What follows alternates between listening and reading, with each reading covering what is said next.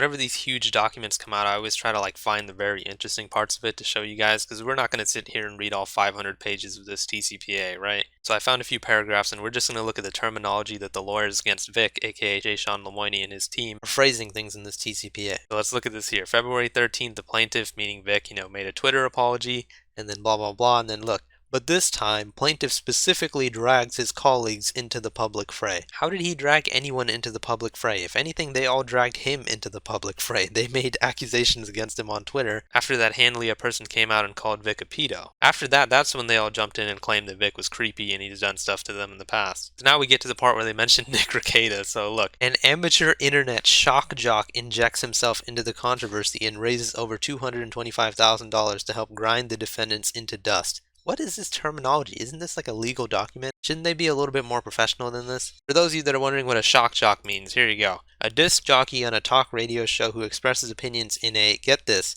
deliberately offensive or provocative way. Let's look at the example that they give us. A right-wing American shock jock.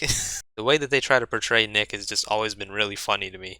Nick Rekieta, an internet shock jock, is a Minnesota resident who manages a channel on YouTube and is allegedly, a practicing lawyer and journalist. I'm not sure why they say allegedly. Doesn't the guy have a law firm? So in February 2019, allegedly out of the blue, look at this. Look at the way that they refer to him. This shock jock contacted plaintiff directly to express his support for Vic's quote-unquote plight. And this is really passive-aggressive language. Have you guys noticed this? On February 19th, Rekieta set up a GoFundMe campaign for the purpose of funding lawsuits against many possible defendants. So they went through Nick's description of the GoFundMe and pulled out some excerpts of that about fighting back and not letting Vic's reputation get ruined. So then they talk about Vic's reaction to the GoFundMe and all that. And look at this. Capitalizing on the sensationalism of this dispute, Shock Jock, not even the Shock Jock, not even Nick, not even Rekieta, just Shock Jock, has used his YouTube show mainly to generate money for himself and secondarily to threaten the disclosure of personal information of any witnesses hostile to plaintiff.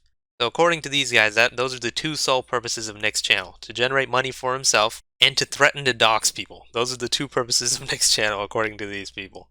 Here we go. Like I said, just look at the terminology that they're using. True to his word, Rekieta's and Vic's fans have embarked on a terrifying campaign of harassment and threats of defendants and several witnesses. Oh yeah, I forgot. It was Monica Rial's mailbox that got destroyed. Oh wait, no, that was Tug. Oh, so that means that Kick Vic damaged Tug's property and not the other way around. Okay, just making sure, guys. Just making sure. But still, we embarked on a terrifying campaign of harassment, right? Remember when Monica Rial threatened us all with Homeland Security? We were harassing her, apparently, by asking her a question. She wasn't harassing us by threatening to get us all arrested.